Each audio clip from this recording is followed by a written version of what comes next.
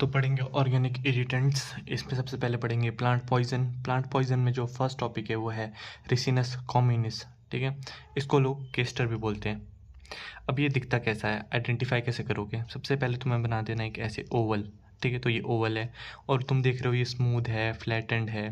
ठीक है, और इसमें ना लाइट और डार्क ब्राउन मार्क्स होंगे। ठीक है, ऐसे तुम पता करोगे कि राइसिनस है कौन सा सीड। ठीक है, सीड आइडेंटिफिकेशन के बाद एक्टिव प्रिंसिपल इसमें है क्या? इसका जो मेन प्रिंसिपल है वो है टॉक्स एल्ब्यूमिन, जिसका नाम है राइसिन। ठीक है, अब जो ये राइसिन है ये क्या अनब्रोकन सीड्स के अंदर, मतलब अगर वो ब्रोकन नहीं होंगे तो वो राइसिन बाहर नहीं आएगा। ठीक है, तो वो पॉइजनस नहीं होगा। ठीक है, तो अगर कोई सीड राइसिन को अगर पॉइजनस होना है तो उसको ब्रोकन होना ज़रूरी है। उसके बाद इसका एक्शन क्या है? जो राइसिन है वो एक्चुअली हमारा जाके आरएनए पॉलीमरेज को इनिबिट कर देता है। ठीक है, जिसकी वजह से प्रोटीन सिंथेसिस नहीं हो पाती। ठीक है, और ये क्या करता है, जो राइसिन है वो हमारे जीआईटी के रेटिक्यूलम होते हैं सेल्स के अंदर, उनमें जाके एक्ट करता है और डायरिया करा देता है। ठीक है, अब इसके साइन एंड सिम्टम्स क्या होते हैं? अब जो राइसिन डस्ट है, अब जो राइसिन पाउडर है, ठीक है, वो डस्ट का भी काम कर सकता है। तुम उसको डाइजेस्ट भी कर सकते हो और उसको लोकल इंजेक्शन में भी ले सकते हैं। अब डस्ट से क्या होगा? डस्ट से क्या होता है? वाटरी आइज हो जाएगा, स्नीजिंग, नेजल इन्फ्लामेशन, ये सब तुम बोल सकते हो। अस्मथ अस्थमेटिक ब्रोंकाइटिस हो जाएगा।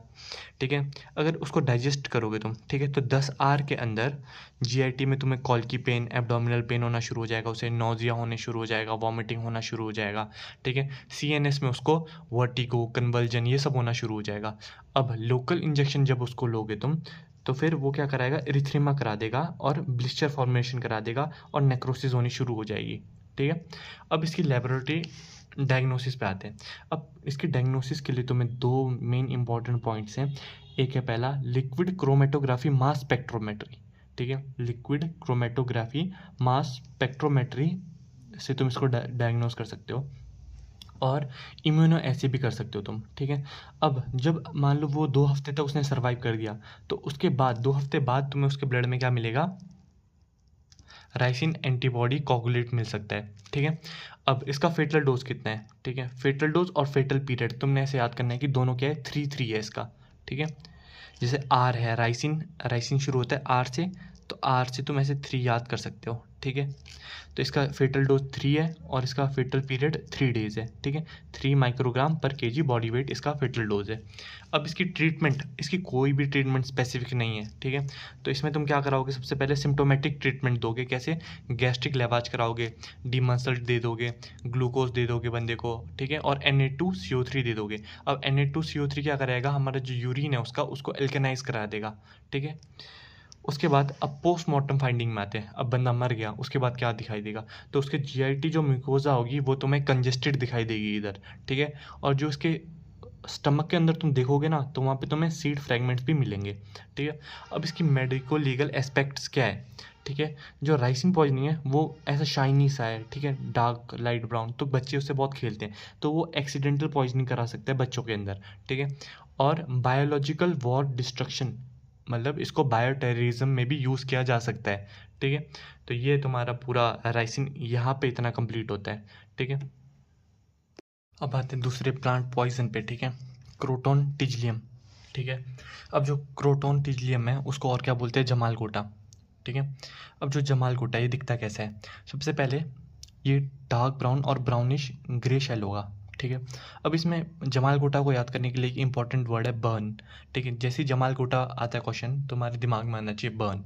ठीक है, तो बर्न से तुम ब्राउनिश, ठीक है, डार्क ब्राउन कलर का शेल है उसका। ठीक है, और आगे भी देखना एक्टिव प्रिंसिपल है इसके, जैसे क्रोटोन इसका नाम है। ठीक है, अब क्रोटोन से जो क्रोटोन टिजलियम है, क्रोटोन से आ गया क्रोटीन। क्रोटीन क्या है? एक टॉक्स एल्ब्यूमिन है। ठीक है, फिर क्रोटोनासाइड। ठीक है, वो क्या है? वो एक ग्लूकोसाइड है। ठीक है, अब उसके साइन एंड सिम्टम्स क्या है? सबसे पहले अगर तुम उसको इंजेस्ट करोगे और उससे खा लोगे, सबसे पहले बर्निंग पेन होगा तुम्हें। ठीक है, बर्न से याद आया तुम्हें, सबसे पहले इंजेस्ट करोगे तो बर्निंग पेन होगा। ठीक है, माउथ से लेकर स्टमक तक पूरी जगह बर्निंग पेन होगा। नोजिया, वॉमिटिंग, ब्लडी स्टूल, ये सब देखने को मिल जाएगा। ठीक है, अब उसकी जो स्किन है, अगर तुम स्किन में अप्लाई करोगे तो तुम स्किन में भी तुम्हें बर्निंग होगा, ठीक है। उसके बाद इसकी ट्रीटमेंट क्या है? ट्रीटमेंट है इसकी कि तुम सबसे पहले स्टमक वॉश करो, ठीक है। स्टमक वॉश करने के बाद तुम डिमसल्ट लो। उसके बाद दर्द हो रहा है तो उसके लिए तुम मॉर्फिन लोगे, ठीक है। और मॉर्फिन लेने के बाद अगर बर्न हुआ तो वहाँ डिहाइड्रेशन भी हो गई होगी, तो डिहाइड्रेशन को ठीक करने के लिए तुम ग्लूकोज और सेलाइन दोगे, ठीक है। अब इसके फेटल डोज क्या है? इसका फेटल डोज है 3 ड्रॉप ऑयल, ठीक है। पहले भी 3 था राइसिन में, 3 ड्रॉप ऑयल और या तो 4 सीड, ठीक है। और इसका जो फेटल पीरियड है वो भी है 3 डेज। उसके बाद इसके मेडिको लीगल एस्पेक्ट्स क्या है? सबसे पहले ये एक्सीडेंटल पॉइजनिंग में हो सकता है, ठीक है, करा सकता है। अबॉर्टिफिकेशन कराने में इसका काम होता है, ठीक है। अबॉर्शन कराने में इसका काम होता है।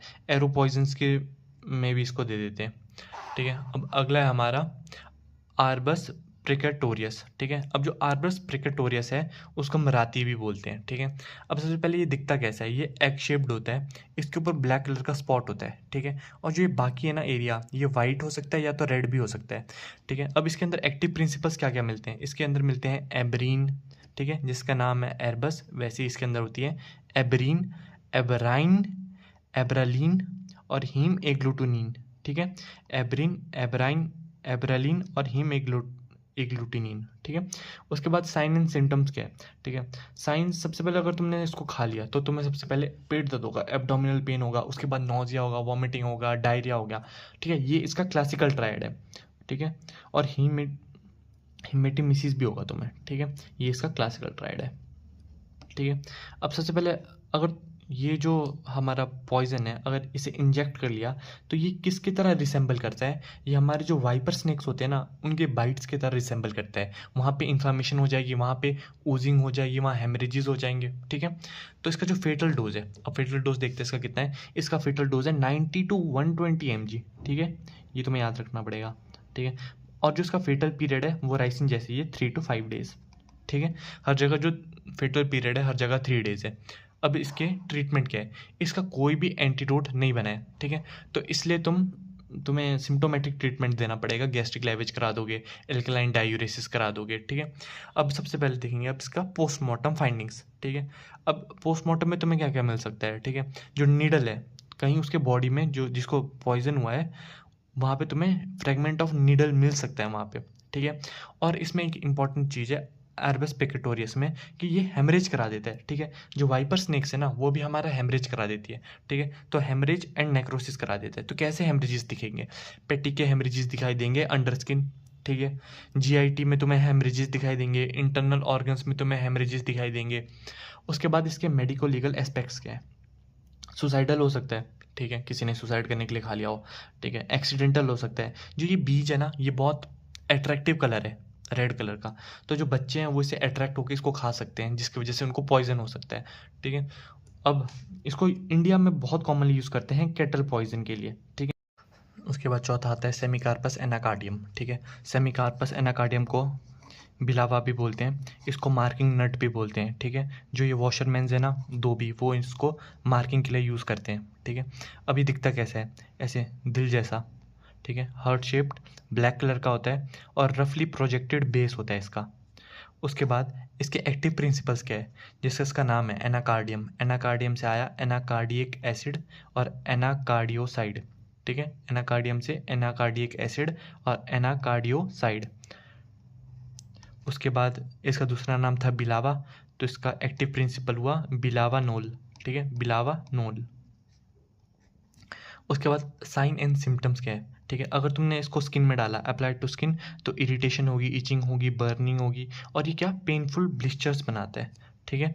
जो पेनफुल इसके ब्लिस्टर्स होंगे ना उनके अंदर होता है एक्रिड सीरम, ठीक है, ये इंपॉर्टेंट है इसमें, ठीक है। अब ये क्या करता है? जो हमारा रिसेंबल करता है ब्रूस के, ठीक है, तो ये ब्रूस की तरह निशान बना देता है, ठीक है। तो इसको हम स्टार पॉइंट कर लेंगे। उसके बाद इसकी फेटल डोज है 5 से 10 ग्राम, फेटल पीरियड है 1 दिन लगभग, पोस्टमार्टम फाइंडिंग में तुम्हें ब्रूज लाइक लीशन दिखाई देंगे, कंजेस्टेड स्टोमक होंगे, ये सब।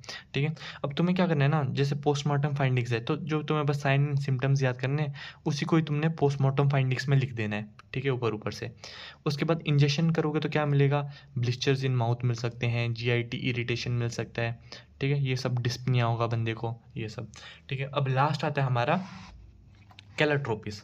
ठीक है, जो कैलाट्रोपिस है उसको रबर बुश भी बोलते हैं। अब कैलाट्रोपिस के जो एक्टिव प्रिंसिपल्स है, कैलाट्रोपिस, कैलाट्रोप, इससे आ गया क्लेरोट्रोपिन और कैलेक्टिन। ठीक है, कैलाट्रोपिन और कैलेक्टिन इसके एक्टिव प्रिंसिपल्स हुए।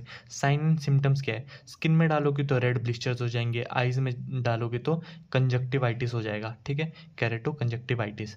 ठीक है, और कॉर्नियल एडिमा भी हो सकता है। अगर तुमने इसे इंजेस्ट कर लिया तो GIT में प्रॉब्लम्स होगा। ठीक है, GIT पॉइजन होगा और सेरिब्रोस्पाइनल पॉइजन की तरह भी काम करेगा। ठीक है, और इसमें तुम्हें जो प्यूपिल्स होंगे वो डायलेटेड दिखाई देंगे। ठीक है, तो पोस्टमार्टम फाइंडिंग में तुम्हें साइन एंड सिम्टम्स ही लिख देने हैं, जैसे उसके प्यूपिल डायलेटेड होंगे। ठीक है, उसे एडिमा हो सकता है, कॉर्नियल एडिमा, रेड ब्लिस्टर्स देखने को मिल जाएंगे। तो यही लिखना है तुम्हें पोस्टमार्टम फाइंडिंग्स में। अब इसके मेडिकल लीगल एस्पेक्ट्स क्या है कि इसको अबॉर्शन की तरह भी अबॉर्शन के लिए भी यूज़ करते हैं। ठीक है, जूस पिला देंगे तो उससे अबॉर्शन हो जाए। सुसाइड के लिए यूज़ करते हैं लोग, होमिसाइड के लिए।